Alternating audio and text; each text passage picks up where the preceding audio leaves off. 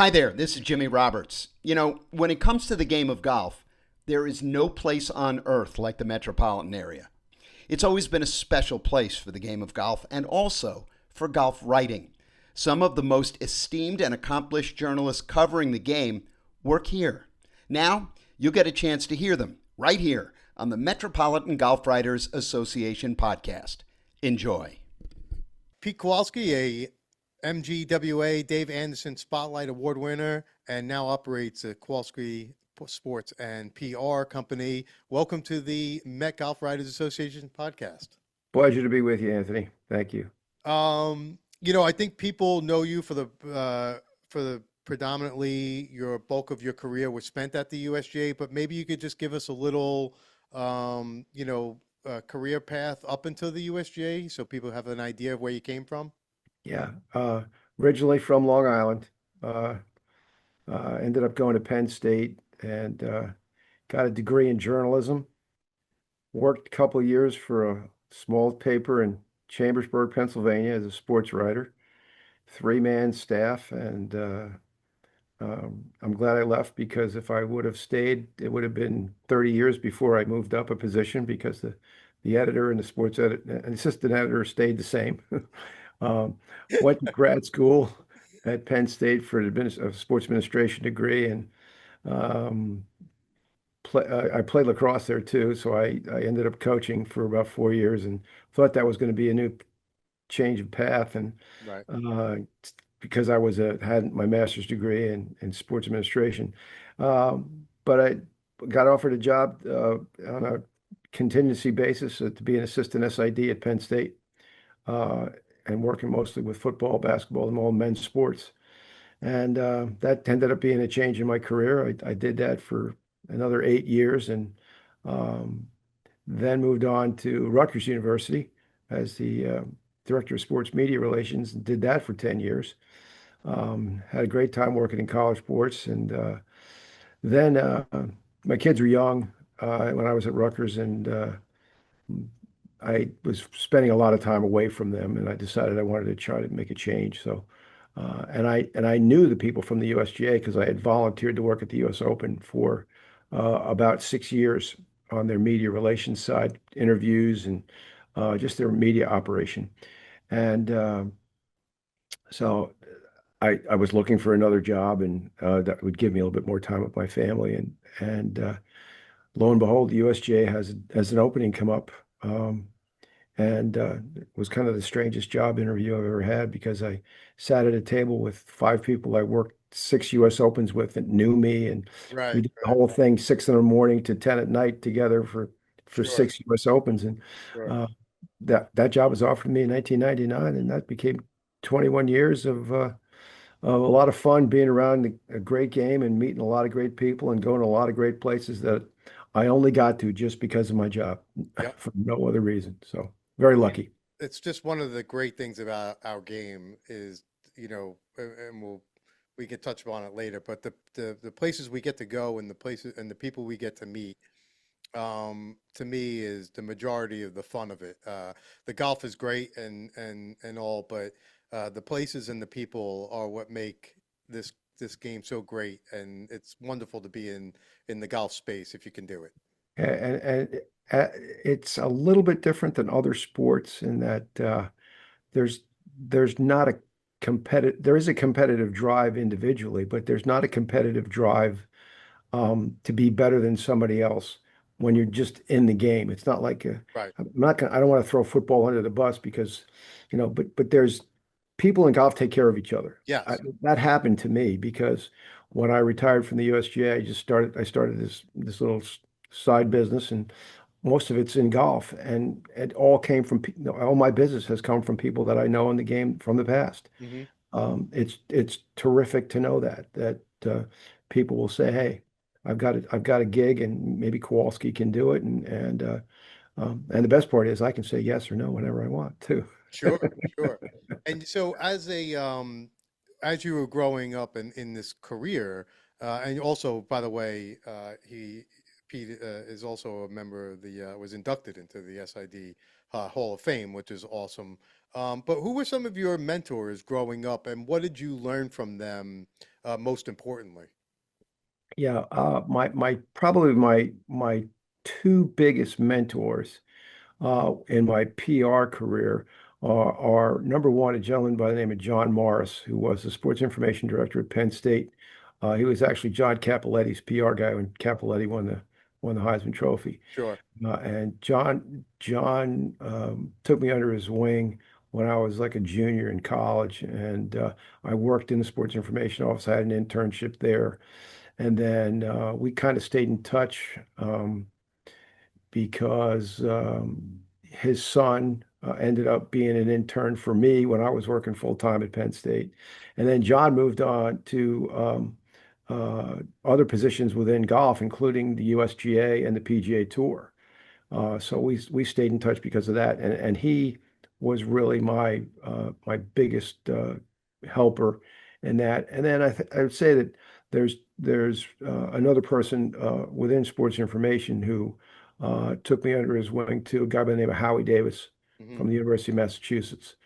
He got me involved in COSIDA, as it used to be called COSIDA, now it's College Sports Communicators. Hmm. But he got me involved in the COSIDA board, and where it got me to work on the national convention, and just the way he operated, the way he did his work, Hmm. affected me. And those two guys were probably the biggest in my PR career. But then, being in sports is a blast to do. You know that, Anthony. Hmm. My older brother, who's departed, was a great lacrosse player. And Yes. he was the United States, he's on the United States team. He's in the world, he's in the National Hall of Fame. He's in the Long Island Hall of Fame. Hmm. He's going into two more Hall of Fames this Yeah. fall that Yep. I got to go represent the family at.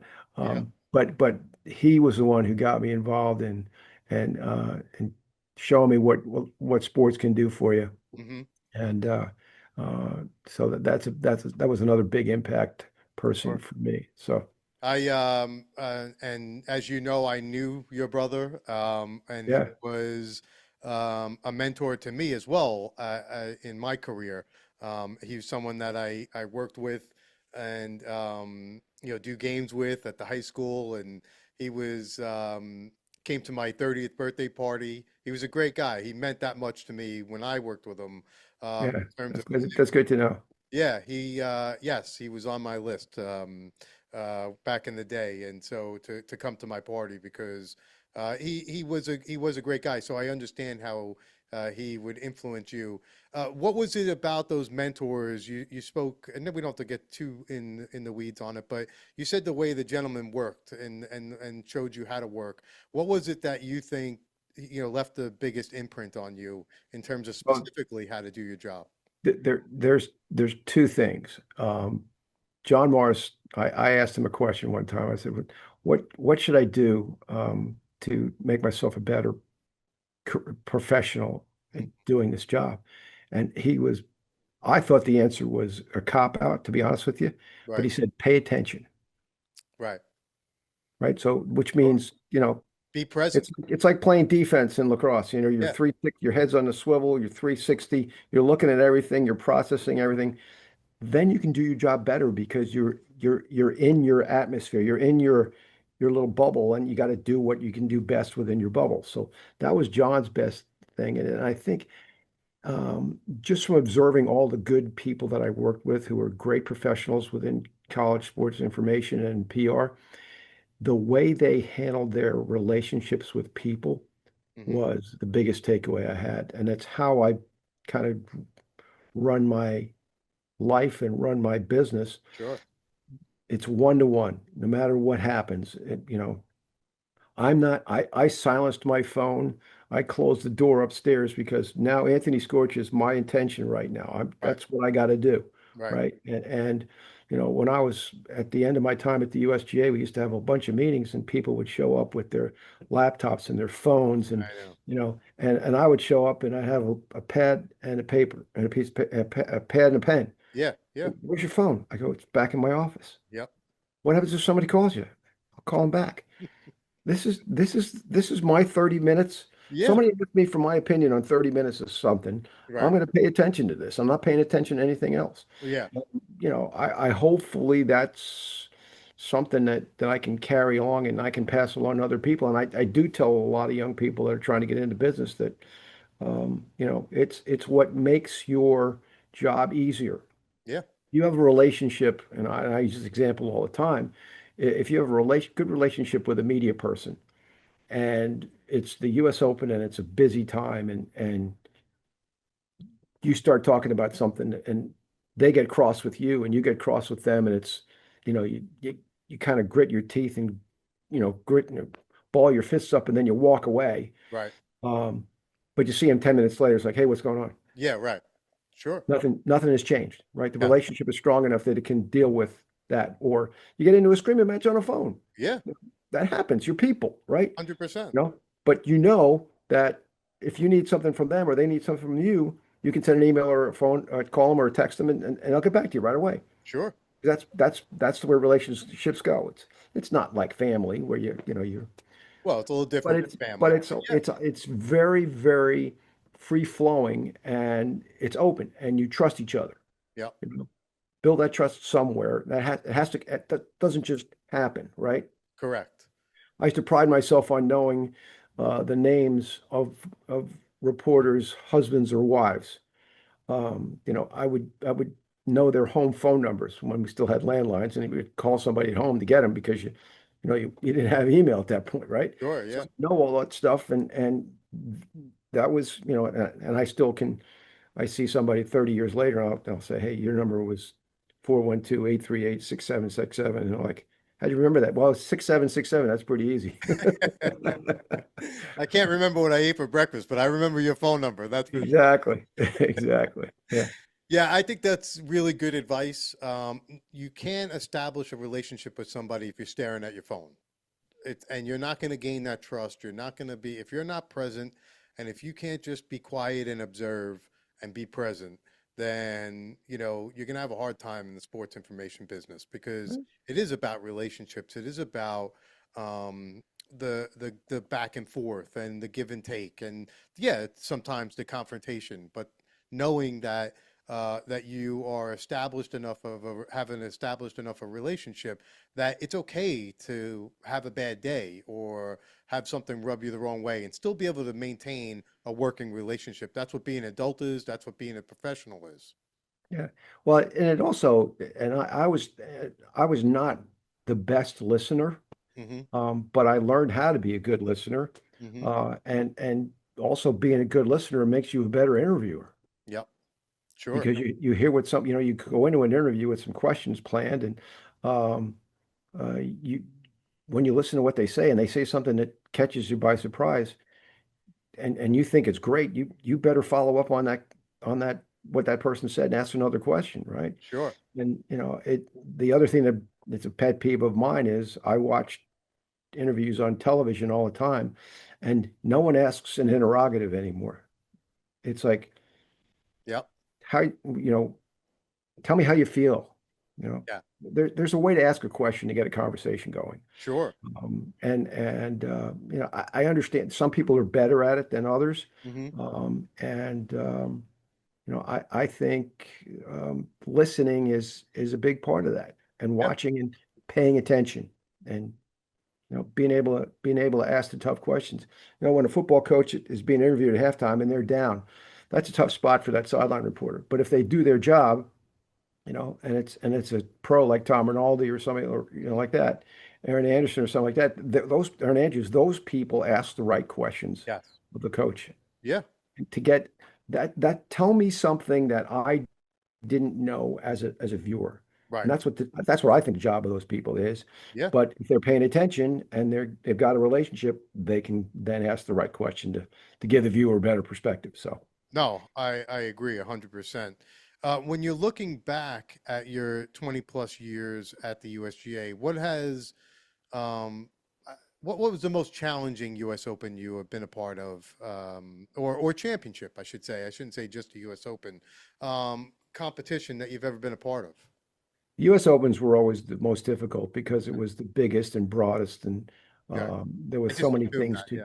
to worry about. I was more of an event manager than Hmm. I was a communications person at the U.S. Open, because you had to worry about hotels and media centers and buses and parking lots and food and all that other stuff. Hmm. Um, but I think the toughest U.S. Open to do was actually uh, 2009 at Bethpage with all the rain. Right. Right. That was really hard. Hmm. And then there was the difficulty with the tickets, and the governor got involved, and Hmm. it Became a was little bit of a show. it was not fun. It Yeah. was not fun. I actually have a picture of somebody sent me a picture of myself on the phone on Monday afternoon after it was over, and I had the biggest smile on my face because I was finished with that. The U.S. Open's always a lot of fun, but Hmm. it was also the most challenging Hmm. because there was so much to do. And Hmm. I used to uh, compare the U.S. Open to when I did my master's thesis in grad school. Um, it was hard. It was an extended period of time. It tested me uh, in a lot of levels. But in the end, when it was over, I was really happy because it was over, but Yep. I was also pretty proud of what I did. Yeah, and also probably learned something every time you did it. So, Exactly. which is worth makes it worth doing, you know? I mean, Yeah, and that's part of the paying attention angle, right? You right. learn something, Exactly. you're like, okay, I'm doing that, or and I'm a PT Barnum and PR guy, right? There's Right. no new ideas; they're just reused or stolen. Right. So, you know, Exactly. right? So, Yeah. and that's true. Yeah. Being humble enough to know that maybe you screwed up and things could be done better the next time, and listening to your audience. Hmm. What do they want? What do they need? What are they telling you that was not up to par? And what do you need to fix? Sure. Um, so I think that's probably the answer to the question is the US Yeah. Open. It's probably that US Open was with the rain and uh, all the other things that happened. That was a tough one. And to your point, like you don't want to, you go through something tough like that. It's one thing, yeah, it might be a little bit miserable, it's going to be a grind, but like you said, if you're not paying attention to the things, how are you going to grow as a professional? Yeah, It's one thing that if you're being miserable and going home and not thinking about how you're going to be a better professional or whatever it is that you're doing, well, what are you doing then? I mean, you're not, yeah, you're really maybe in the wrong profession because despite the challenge, there's lessons to be learned in those challenges. What is, absolutely. as a director of championship communications, what are some of the behind the scenes? You mentioned a little bit of like in some cases you might be an event manager, but what are some of the behind the scenes things that people have no idea? Next year we're going to have it at Shinnecock. What's going on there behind the scenes that maybe people don't realize? I think that one of the things that we did in order to make the transition from one event to the next as seamless as possible is you were actually working on um, a U.S. Open um, years in advance. Hmm.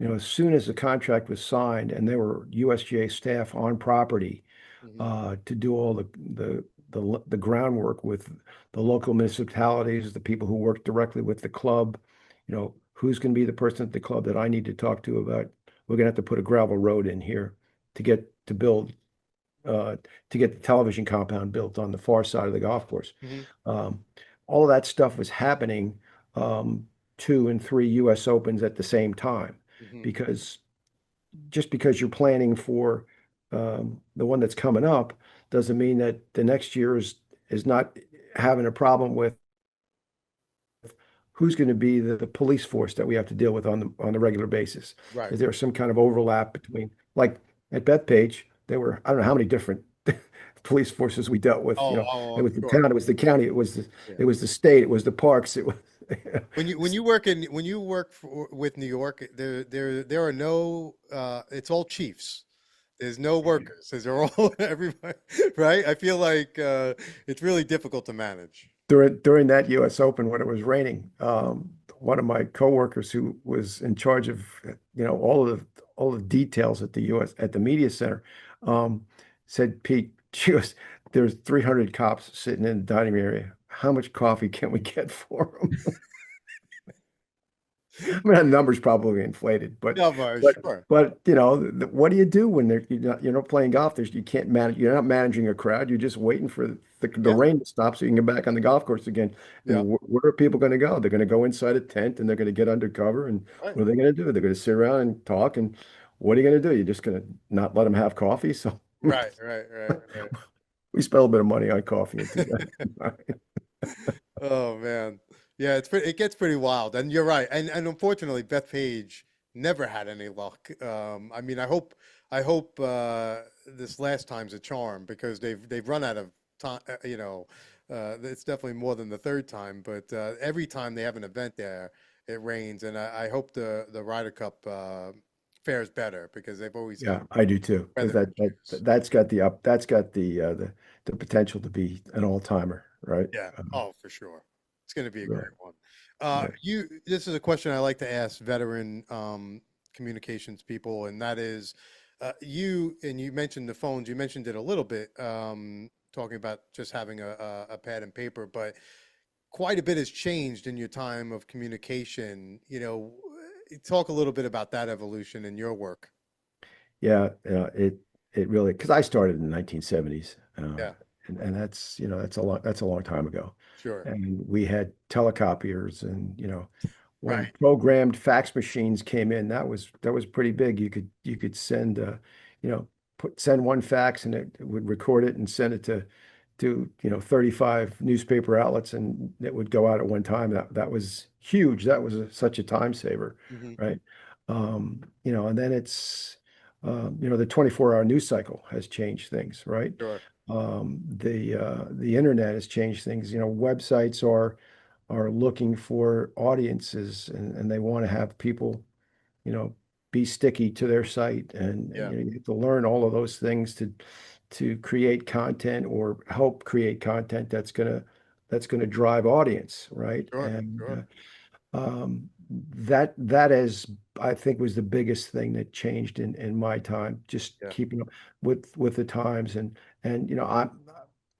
I'm no young guy, but I'm pretty I do okay with my phone. I can do Yeah. some pretty good things with my phone that I never thought I'd be able to do. Yeah. You know, No. Sure. when I first got a phone, I was like, well, how good, and someone says, how good a picture can you take? I said, I don't really care. I'm making phone calls and I'm doing emails on this phone. That's what it's for, you Right. know. Right. But I had to morph into Yeah. You what do I need adapt. to what do I need to do? So how can I, I'm not any good at social media, but how can I help somebody who's going to do social media with my phone Right. and stuff that I might find in my travels in an event that might produce some content that's worthwhile to be out there. So, Sure. and that's part of the learning that you talked about, the learning part of it too, Anthony. That's you gotta you can't just be the old dog and not have the new tricks come in. You gotta be listening to what's going on and do the right thing. Yeah, you Um, have to adapt. I mean, yeah, we you grew know, up with, I grew up with my parents not being able to change the clock on the VCR, right? Like you have to adapt. You have to yeah, learn. Like this phone, yeah, it's gonna have some issues, but it is gonna afford me some opportunities to do things and to respond to things, and it keeps me in touch. yeah. And then there's so many different kinds of media now, right? Yeah, yeah. Predominantly when I started, it was newspapers and television stations and radio stations, and now it's Influencers. whatever you want to call them, influencers or Right. uh, people who are paying attention to that sport. Yep. And you have to understand as a communicator that everybody gets their information in different places Yep. and in different ways. 100%. And that's who I'm serving as the PR guy for my company. I'm trying to get the story out there to the place that a lot of people are going to consume it. They may look at it on Netflix, or they may look at it on their phone, or they may look at it through social media, or they may look at it, and they, like my mother-in-law, who's 87, who lives with us, has to have the printed newspaper in front of her every day, Yep. go through it page by page and see what's going on. Hmm. If that was taken away from her, she wouldn't know where to get news. Right. She Sure. wouldn't. No, I And my sons come home for the weekend. I go, hey, want to look at this? Want to look at the sports? I got that. Don't worry.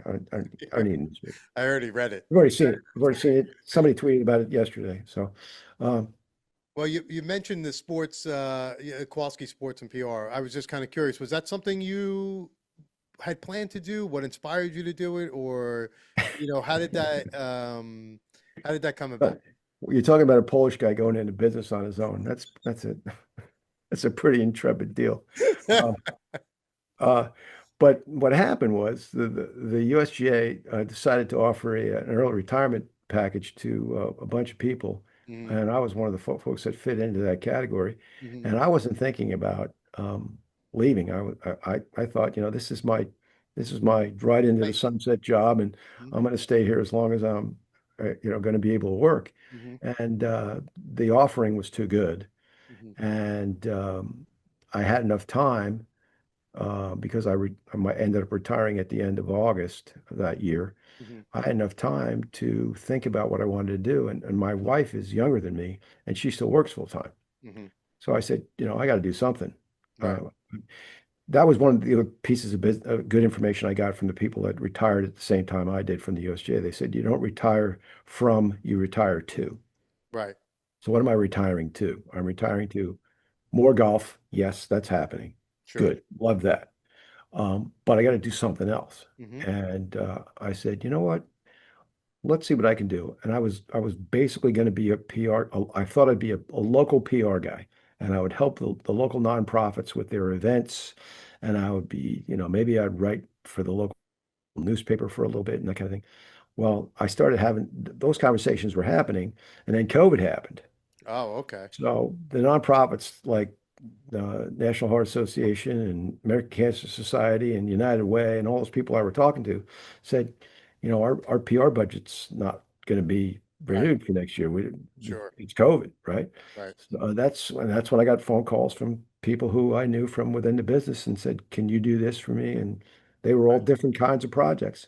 I took them on, and they all have different shelf lives. And then because of the way golf affects the connections within people and business, um, people would find out that I was available to do something, and they knew me, and they'd call, and then that's the great part of it is of being an old dude is that you know a lot of people, and then Sure. Sure. um, they think of you, and that was the you know rely on the kindness of strangers, like they said in Gone with the Wind, right? 100%. Um, I got people that have reached out to me and say we want you to do this, and for example, I had a good relationship with the guys from the RNA, Hmm. and um, always had a good relationship with them, and did a lot of work with them at the U.S. Open. But I never went to any of their events because the USGA events were always happening at the same time the RNA events were happening. Right. Sure. Well, one of the pieces of business that just happened to me 3 years ago was working for the RNA as an international press agent for the United States and Canada at their AIG Women's Open. Oh, that's great. That's And I've done it 3 years in a row now. I was at St Andrews last year doing the Women's Open when Lydia Ko won.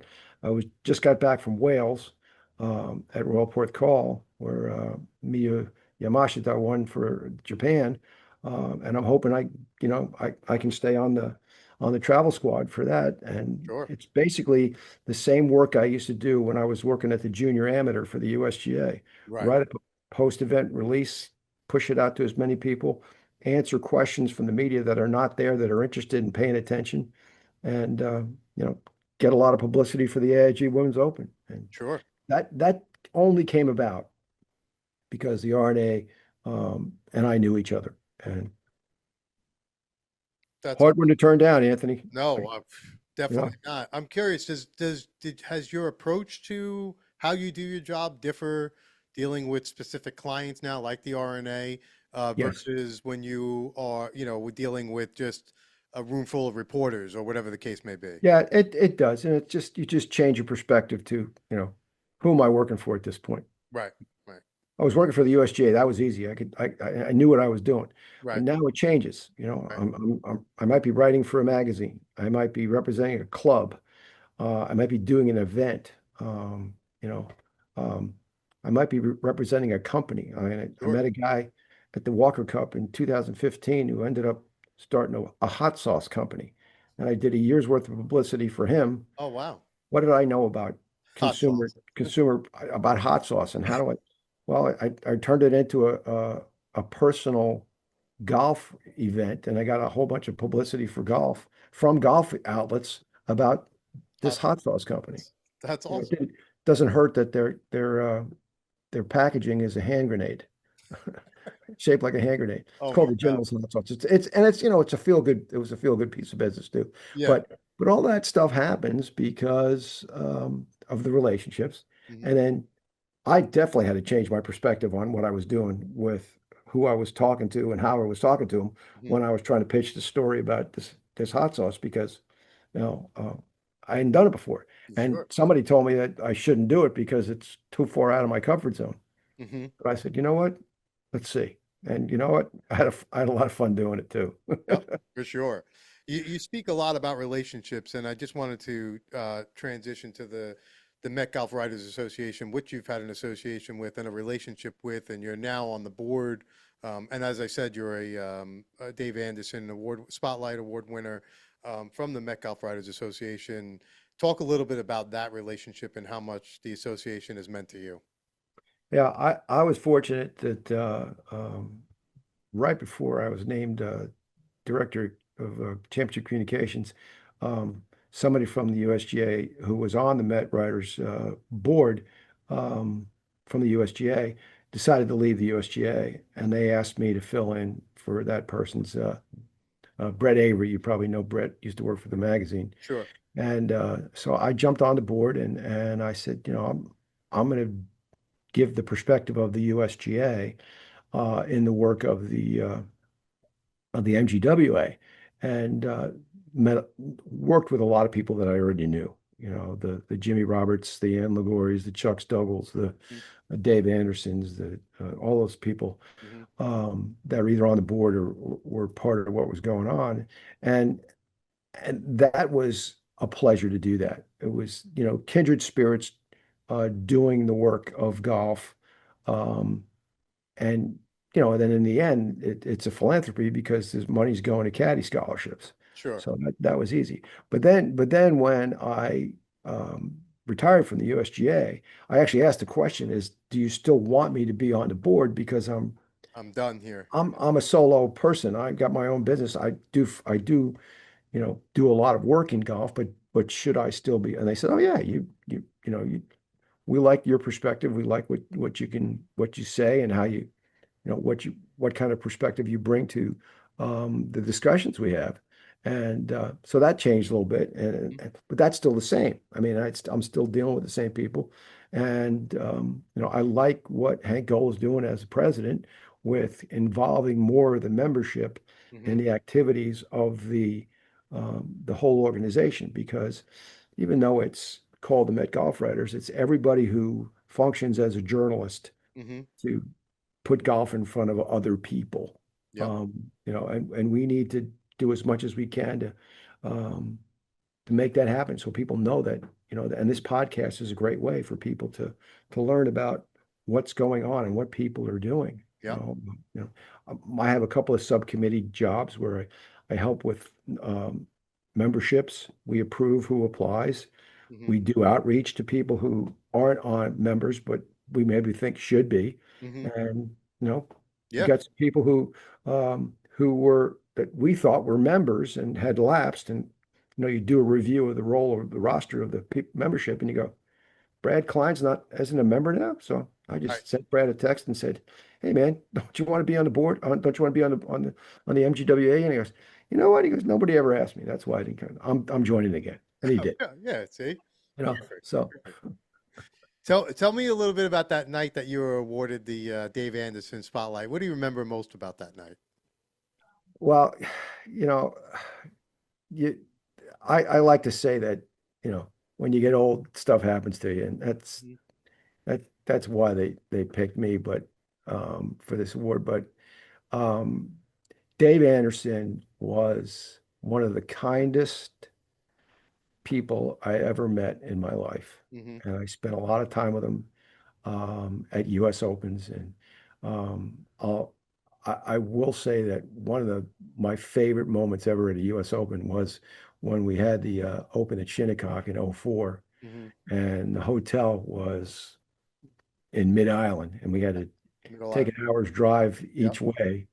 And a couple of nights in a row, I sat next to Dave on the bus on the way back. Hmm. And I tell you what, Been pretty that was special. really cool, really cool, right? Yep. And because he's just such a nice guy, and he talks to you like you're a friend all the time, Right. and is interested genuinely in you as a person. Hmm. But he was also, a Pulitzer Prize winner. How many sports writers do you know are Pulitzer Prize winners, right? Right. Um, and had done the things that he did. He didn't just do golf. He did boxing and football and was really good at it and went to places that the stories he used to tell Yeah. were tremendous, Yeah. right? So, you know, I'm very happy about getting the award, but having my name on an award with Dave Anderson Yep. is kind of like the young man Mason Howell who just won the U.S. Amateur. Yeah. His name's going to be on the trophy with Tiger Woods and Bobby Jones. Yeah. I mean, that's Yeah. the affiliation by being in golf that's pretty fabulous. Pretty Yeah, fabulous. that's pretty special. And we just did a whole thing on, a little bit of a thing on Dave Anson. We were at Knickerbocker, and it's just the stories and the type of guy he was. You're right. Despite how prolific he was also just a regular person. And I think to be able to manage who he was as a professional and also just come off as just a regular person that you would never know, Yeah. it's not something everybody can do and or tries to do. We had the U.S. Open after Dave passed away. Hmm. We did we put a spot in the media center with his picture and put a credential down and had a little piece of paper that kind of laid out his career Hmm. so people could see it. And I was talking to somebody in the media center early in the week, and the New York Times reporter Karen Kraus Oh yeah, I came know to me, and Karen. Karen was never. I didn't see her as an emotional person, Hmm. but she came up to me and she comes right up to me and she gives me this huge hug and she says, "Thank you for doing that for Dave." Yeah, And I'm getting chills now thinking yeah, about that yeah. because, that's the kind of guy Dave was. He meant so much to his, People. and, I drove to Dave's wake from Pennsylvania because of who he was Yeah. and what he meant. I mean, I didn't know. I knew his daughter, Jean Marie, and I knew some of the media folks that were there, but I didn't know his family at all. But Hmm. it was my tribute to Dave. He Yeah. needed to be saluted. Yeah, no, by all accounts, I never had the pleasure, but by all accounts, I just really enjoyed those stories that the people were telling at the Knickerbocker was really just kind of fun and really telling of how not just how well known he was and how he was treated. I mean, people treated him like it Yeah, was, and I know he never asked for it, and I know he never acted like he wanted it or needed it. that's the truth. He didn't. That's not what he was about. People just respected him so much that he just almost garnered this sort of Yeah. revel kind of behavior from people, which really is just a credit to the type of person he really was. When he was doing still working for the Times and covering the Open, it was later in his career, and everybody at the time is dealing with emails and texts and all that stuff, and Dave would call from his home landline, and he'd go, Peter, how you going, man? What's going on? I need a couple of things for the Open. I go, I can email it to you. He goes, no. He goes, I got my pen and paper out. He goes, so I'd get what he wanted. I'd research it. Yeah. I'd call him back and give it to him. It was like, teletype. Yeah. But that's how Dave worked. Yeah. Like, Dave, you want me to mail it to you too? He goes, you don't have to mail it to me. I'll trust my notes. Yeah. Yeah. Amazing. Amazing. Yeah. Well, Pete, I don't want to take up too much of your time. Thank you so much for joining us. You're a well-deserved Dave Anderson winner, and you certainly live in that spirit. So we really appreciate you being part of the organization, giving back by being a board member, and giving back and being part of this program. We really appreciate your time.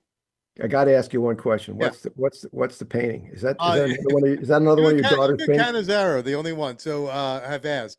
This is Maidstone, and Oh yeah, Maidstone. This was a picture. My daughter is a aspiring artist and wants to be an art teacher, and she was. I gave her this picture. I said, Emily, I just played this unbelievable golf course, and I want you to paint this picture. So that's she painted that picture from very cool. Maidstone. So. Very cool. Uh, Love that stuff. And it looks awesome. like Shinnecock on the hat too, right? Yep, Shinnecock on the hat. I keep it local here. Keep it local here. All right, And cool. then, all right. Well, Pete, thank you so much, and look forward to hopefully teeing it up soon with you, and be well in all your future endeavors with Kowalski Sports and PR. Thanks for your time, Anthony, and doing this. And I hope you find better subjects than me for the next few that you do. Oh, come on, they don't get any better, Pete. You know that. Thank you very much. Take care. Have a great week. We'll see you. You too. All right.